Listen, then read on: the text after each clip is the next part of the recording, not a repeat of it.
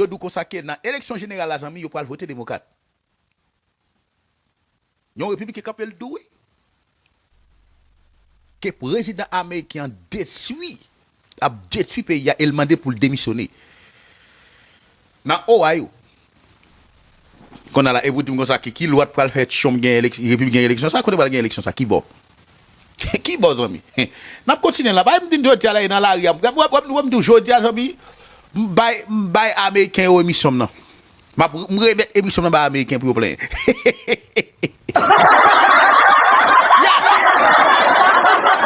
Je dis à la zami, me remettre américain aux amis, hein, me remettre yo, mais pendant que je continue avec américain là patron, bon monter nos bagages avant m'aller, avant me continuer zami avec américain au cap plein, avec américain que tu vas voter républicain qui a dou comme ba dit, bon montrer une vidéo que me prend son page haïtien qui est en bas la ville là hier, qui filme en bas la ville là pour nous mais Haïti ça nous quitter. Le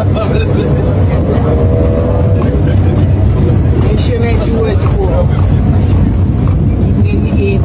Comment il est? Boulangerie Saint-Marc. L'antigen blanc, la moitié de l'image.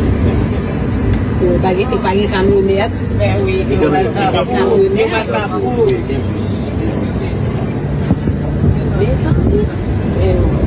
Tout c'est regardez Raché en bas la ville oui Raché pousser la dalle Zeb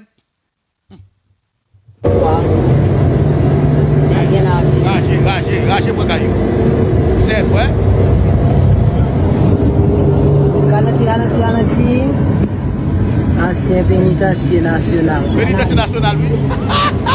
pénitencier national tout regardez tout nos côté ouais regardez non que gon get fait patron c'est ti macrété hein pénitencier national patron ouais Kani Zeb so de la ville bon pénitencier bon marché bien côté ça télé et bon théâtre national quoi ya et dans ça oui le nouveliste voilà les nouvelistes merci Atesco ancien Atesco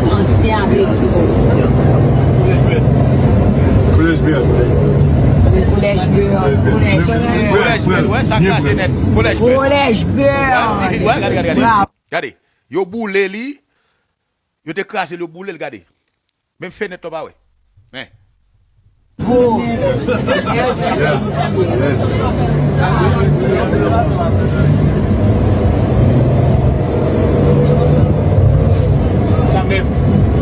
quand même venez de que ta jambe dîner pas ça c'est les nouveaux billes le ministère de l'Intérieur le DG oui de la Réunion ok palais national mais oui bon parler à gagner même bon parler à guys moun yo montre la zami c'est à la traka et là même depuis mon a courir gang bana pas la avec depuis mon cap bay gang micro courir gang pas la gang non nek ça pas dit mes politiciens seulement non ça va passer là c'est gang yo OK politiciens te ka créer mais gang yo pour beaucoup c'est gang yo qui contrôle tout bas qui gang yo qui boule l'école yo c'est gang yo qui crase l'hôpital c'est gang yo qui fait la ville là tout nous on en fait et gang yo on a c'est là patron ou besoin voyez haïtien ou là dans moment là et même pas Haïti mais dans moment là Haïti pour qu'on bon pour le recevoir mon ça OK on continue patron avec Jean économie et Jean Bagayo et la amis Jean américain plein qui dit on va voter pour républicain et vous comprenez non il se combine là he's robbed more people so yeah I'm not as fan of him anymore.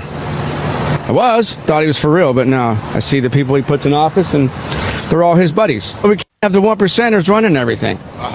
You know, the money they have, the power, they just owning everything, own all the homes, all the businesses. What's that leave us? I guess he tried and now we're in this war, so it's not happening.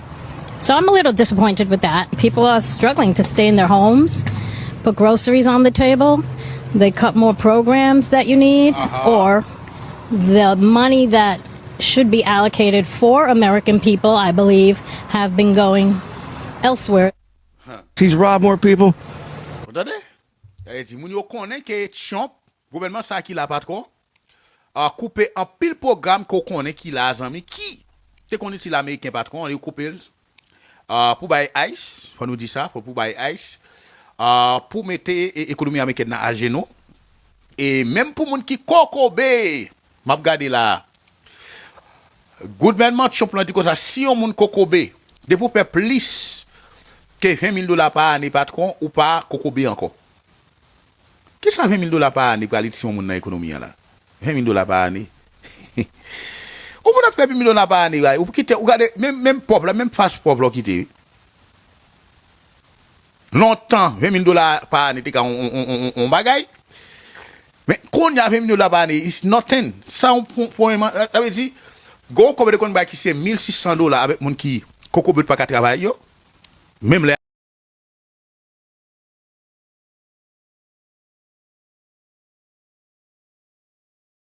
Trump. Son qui vient mais moun méchant, moun ça gen et gouvernement ça gen en pile oui. Gouvernement ça gen en pile. My disability has ended. I am no longer disabled. Like I said, I think it's weird because... Back. Oh my gosh, did you guys know that when you make over $1,650 a month, you're no longer disabled? There's this funny thing called the Trump administration. They're really good at making things disappear, especially the things that people need to survive. Nikki Walsh is in a wheelchair, has a job, and is now losing her disability benefits because she makes more than $20,280 a year. That's too much in the eyes of Trump, who made $2.2 billion last year, but it's not enough to afford to live. The average rent is about $1,700 a month. Food is another $847 a month. Président, année passée, il fait $2.2 billion américains en asset. Donc, dans la corruption, dans la crypto, etc. Mais il faut comprendre que $20,000 américains non année, on moun gagne trop. Il va pas bon aide. Mais lui-même, oui, année passée, oui, il fait $2.2 billion américains. Il utilise l'État pour le faire comme ça. Et c'est même bagage ça au patron qui fait le grand pile problème qui ou pas le perdre pouvoir parce que parce que les démocrates peuvent faire enquête sur comme ça yo. OK? Avec toute et famille. Don't worry, Trump's got a plan. Make disability checks disappear, make food assistance disappear, and then leave people to figure out the rest while he sits in his golden Oval Office. Disabled people have to account for medication, transportation, doctor's visits, along with other costs that it takes for them just to live. It's not like Nikki stopped being disabled. She is very much still in a wheelchair. But because her income passed a threshold that's barely enough to live on, her disability benefits disappeared. And even if you don't make over the income limit, you could still lose part of your disability check. Trump is proposing a new rule that could cut SSI for disabled people who live with their family, even if their family needs food assistance. So it doesn't matter if you make enough, or you make too little and live with your parents who are also struggling. Trump still wants to make the lives of disabled people harder by cutting the benefits they rely on. My disability has... Beaucoup d'accord pour monde. Remets monsieur. Monsieur, regardez là qui dit il faut États-Unis tomber monsieur. Regardons quelle puissance l'Éternel. Oh my goodness. Oh my Lord. C'est triste oui. Mais comment pour monde supporter monsieur? Comment pour monde supporter monsieur? Comment pour monde supporter républicain? Quand on monde kokobé capable faire même quantité de travail qu'on monde qui sous des pieds a fait. Ah, monsieur, regardez niveau, monsieur, regardez niveau, et chante, monsieur. Regardez niveau, moun yo mette, gouvernement américain, monsieur. Bah, la terre, oui. Bah, la terre, bah, la c'est manger de cœur, oui, oh! Qu'on s'allie là? En tout cas, et, bon, allez, on continue, guys. Et ça, pour moun qui te voté champion, style à plein, après j'en ai annoncé ça, on m'a regardé même moun qui sur internet là qui c'est MAGA qui qu'on défend le président américain. Ils vont retourner comme ça qui pas qu'à défendre encore parce que it's too much.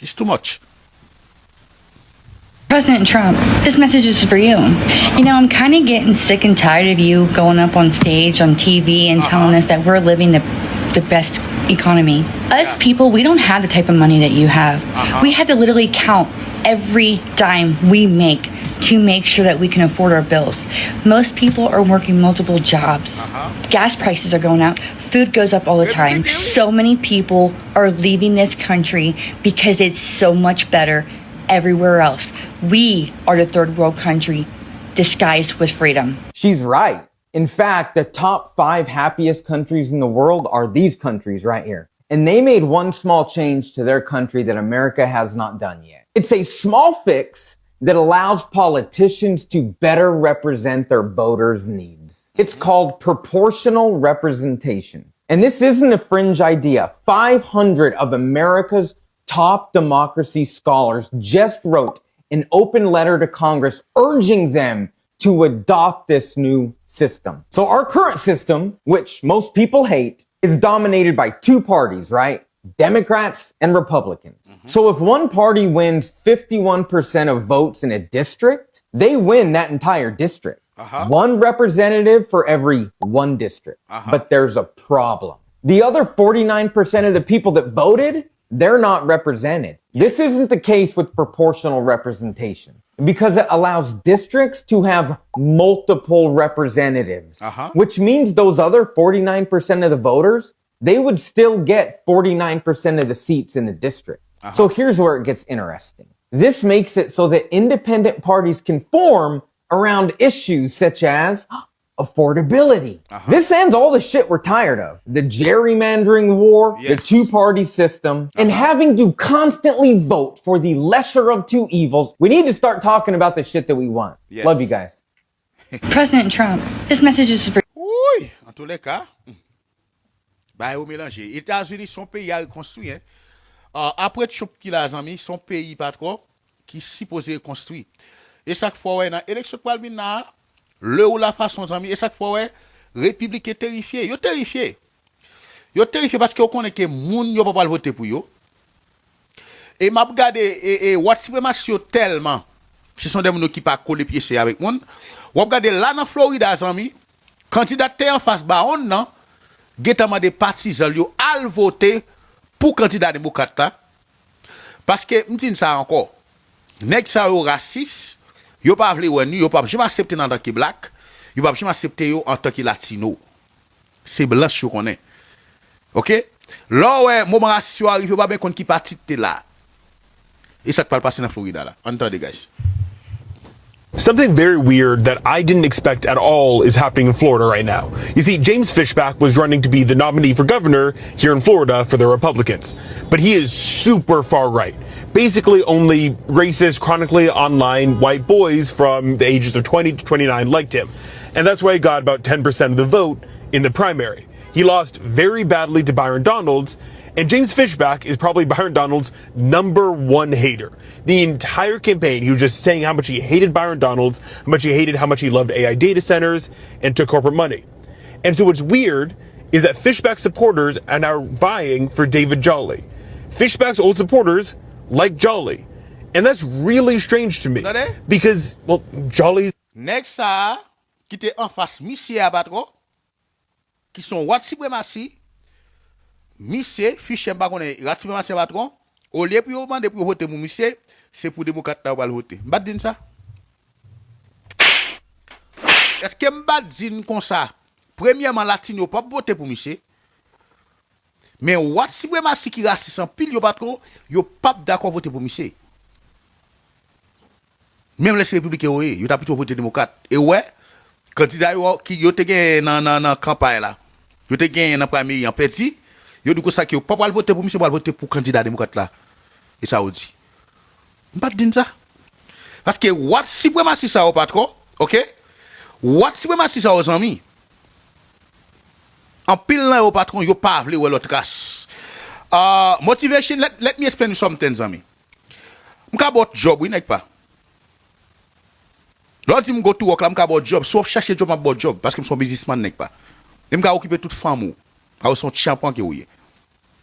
Al dit ça avec moun kap tapoter sur internet. Des moun même ya yo, moun kap mandi.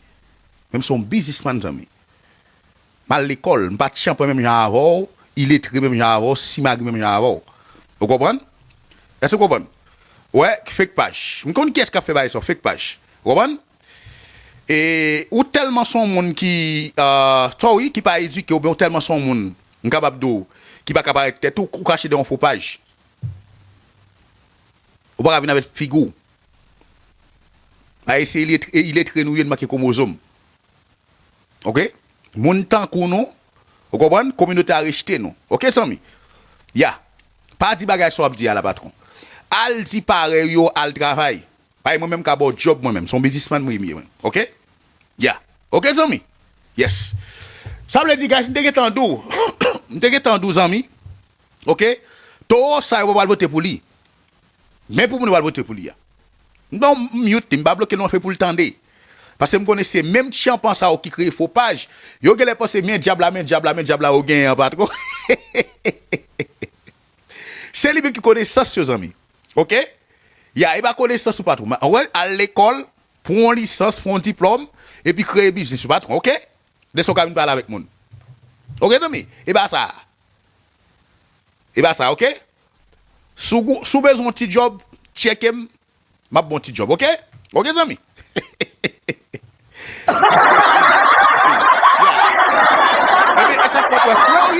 Florida patron.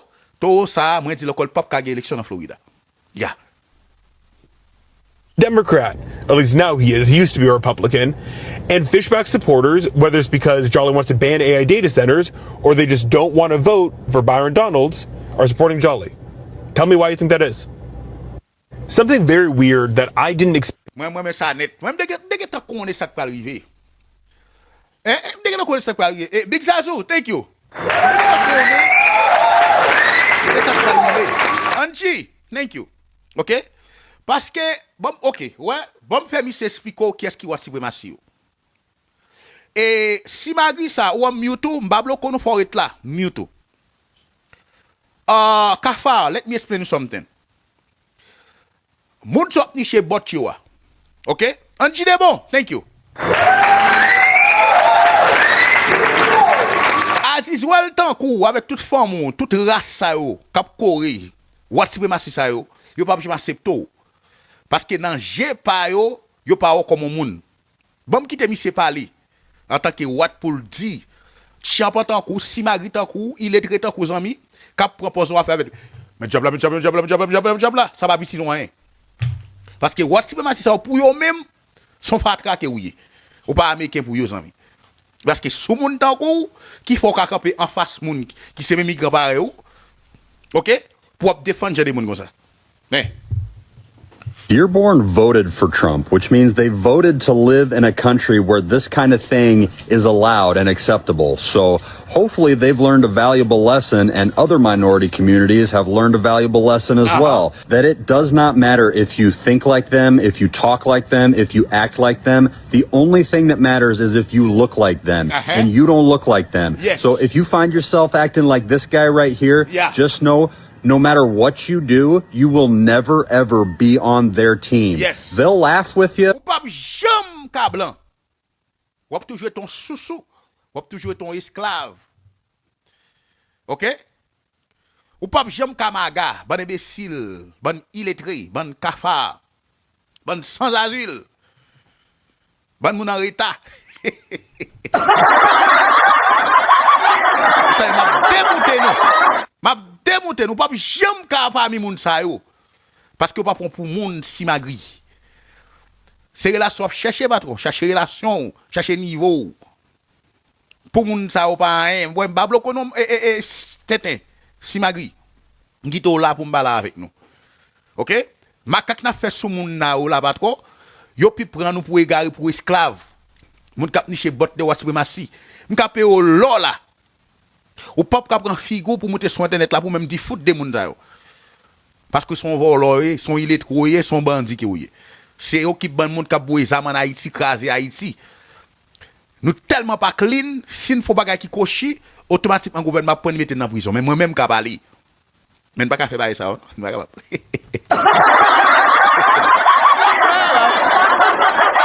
Va bicher pour n'alnicher. Non, vous donnez pas je accepter nous. OK, ou pas besoin de moun Biden, moun ti pièce ou ben raïm parce qu'on jaloux de moi ou pas faire ça m'a fait à battre parce qu'on pas éduqué pour ça. OK? Ou pas éduqué pour ça, ou pas apprendre pour ça, pas à l'école pour ça. Et me dit ça, nous être blendé dans 70 en 1000, nous être blendé dans 100. Vous fait J avec nous pas camper devant.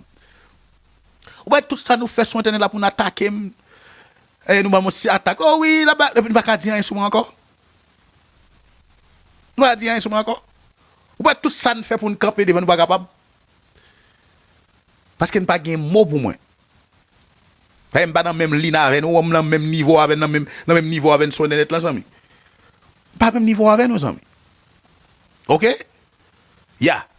Ça fait Jean de moun tankoun n'a toujours été moun k'ap ni chez bot quoi suprématie. Attendez, yo pas besoin nous. Ou avez jonté patron ou pas jamais MAGA. Pas imbécile.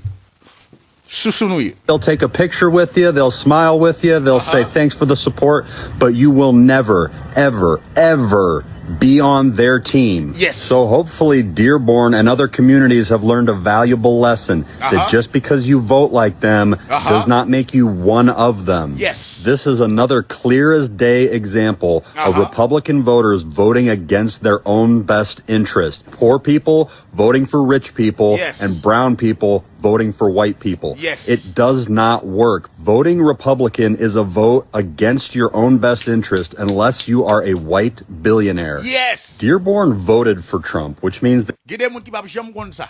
Parce que depuis les maman met yo sous terre patron, yo apprendre yo faire sous yo apprendre yo amis pas homme. Yo apprendre pas homme amis. Ce sont des moun patron, faut que toujours gon moun qui a niché bot li parce que yo pas vraiment confiance dans yo. OK? Alors dit moun ça a toujours été sous y a toujours été gogo j'ai retourné les moun ça oui go no kon bay moun ça en Haïti oublier comment elle encore. Tout est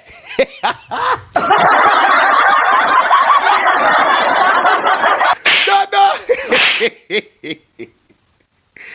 Oui. What's up?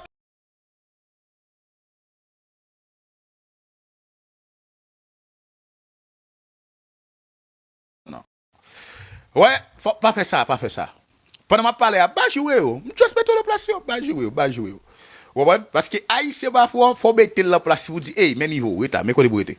OK? Mais chef pour chita. Ouais? Yeah. Ouais, gratte.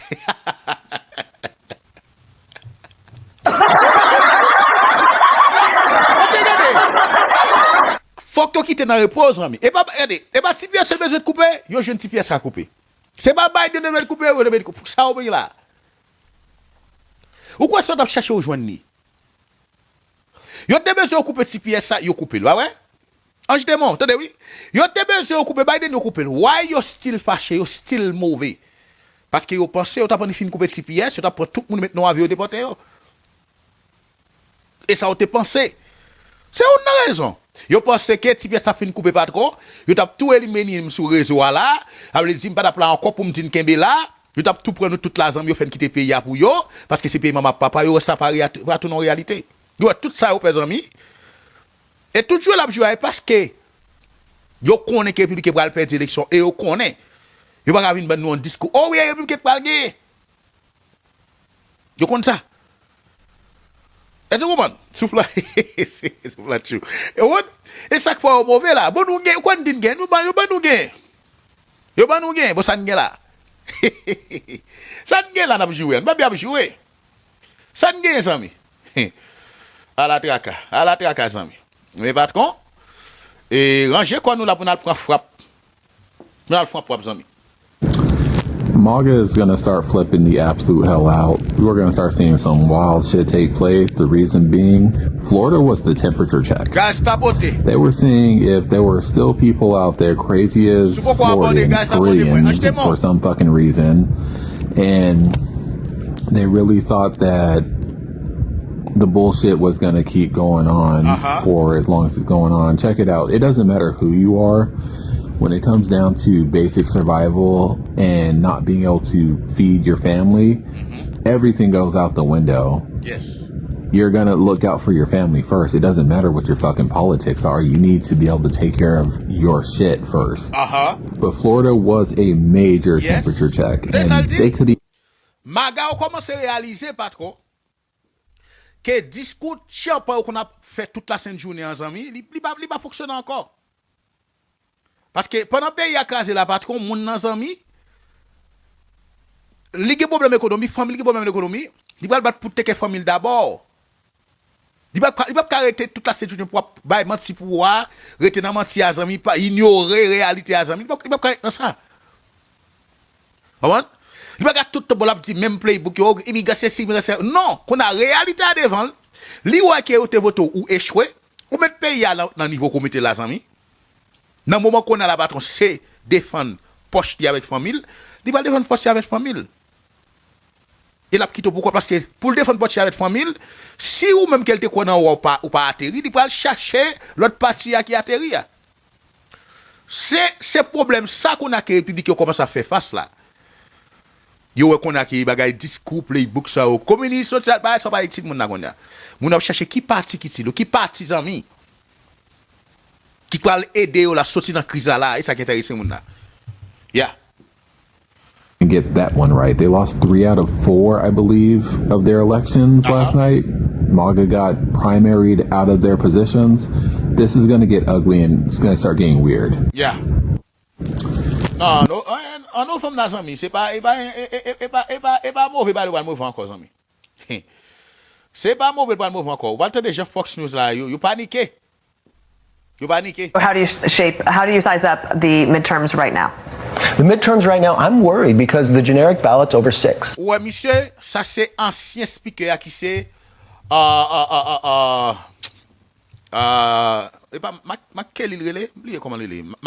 Makati. Ancien speaker à ça que Mac Johnson vient remplacer Makati. C'est ancien speaker à ça, vous connaissez que était NPC jusqu'à ce que Mac Johnson devienne remplacer. Eh ben Makati zami du ko ça que li très worry, li très inquiet avec l'élection cabinet zami parce que bagay pas bon même pour républicain parce que vraiment démocrate prend poids là pour monter. Parce que dans Fox News ça va être une panique totale parce que discours communiste ça va marcher, discours social ça va marcher. Malgré tout ça on fait pour attaquer démocrate il va marcher.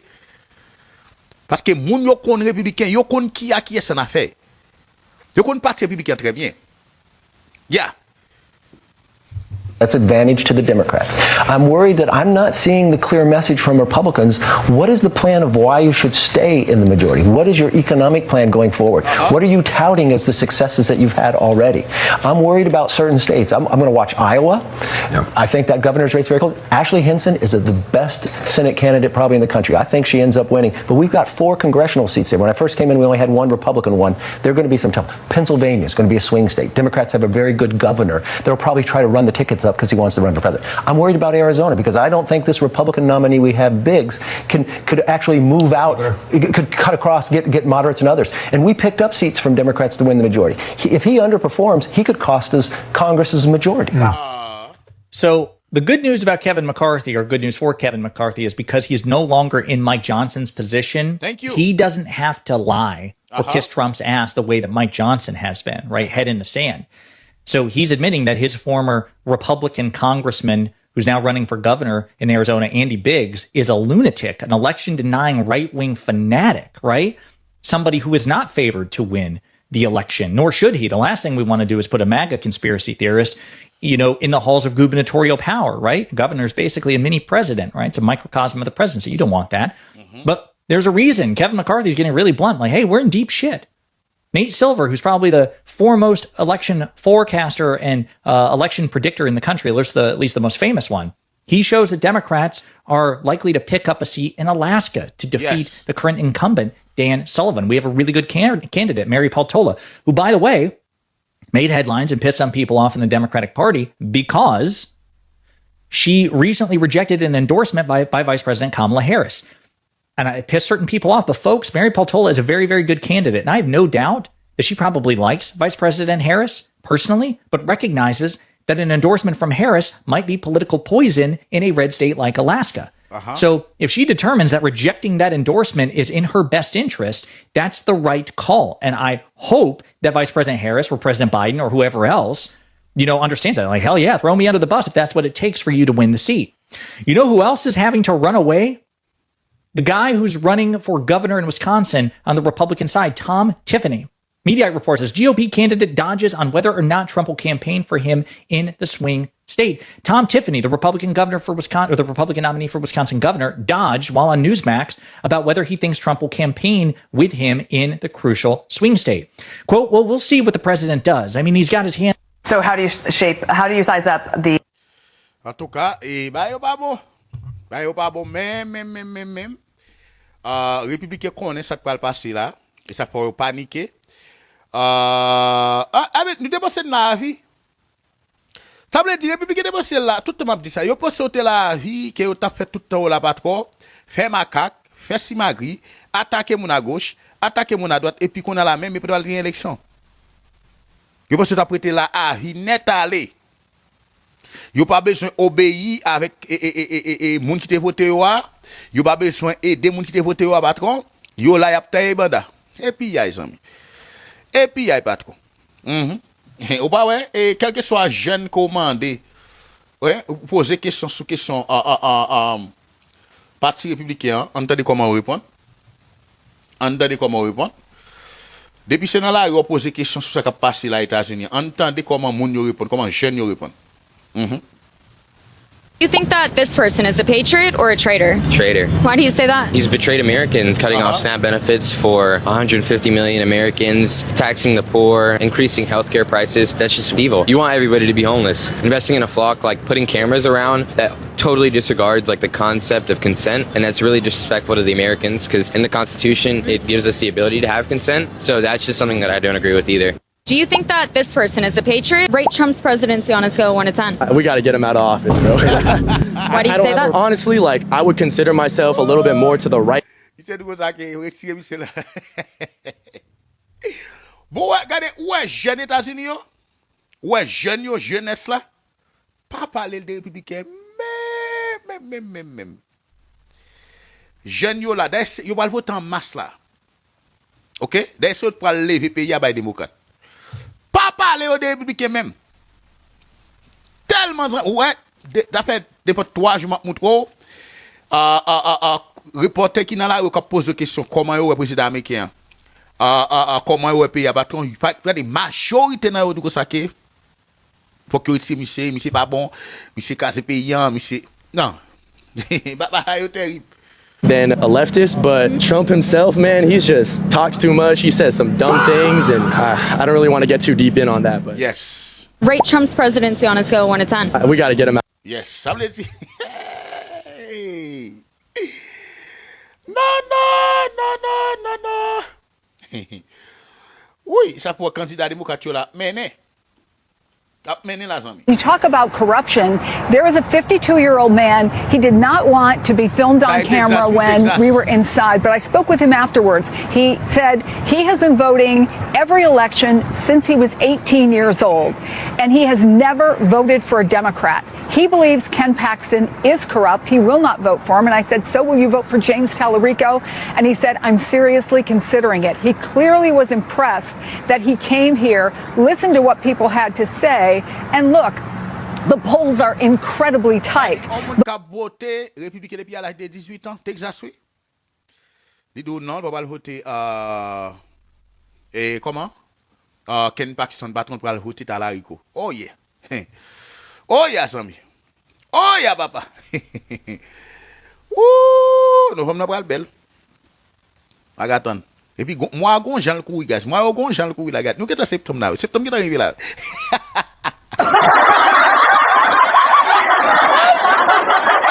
Moi gon Jean le couille la gars. Regardez moi men net.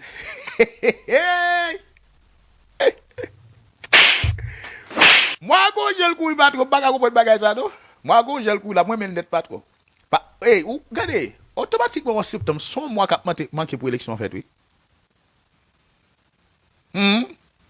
Attaque septembre, c'est octobre qui manqué pour l'élection en fait, oui. Maman mia, got you. What I really noticed in the latest poll that came out today is that in all of the key metrics, James Tallarico is ahead. He's ahead on the economy. He's ahead on affordability. He's even ahead on keeping Texans safe. And so he's going to stay here tonight. He's going to do a rally not far from where I'm standing. And he believes that if he goes and learns from things like this and takes the message that people are giving him to other parts of the state, that it's part of the way to win. Not that he's not raising money. He's raising lots of money. But he thinks that this ground game, this one-on-one kind of aspect of his campaign could be the difference. And when you talk about... À la traka. Yo pral bay Republicain monnaie pièce yo la zami.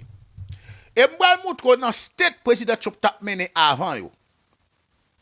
Et point yo li te fait patron et tout state m'bral montre président vraiment impopulaire la patron, c'est state Republicain te voté vraiment en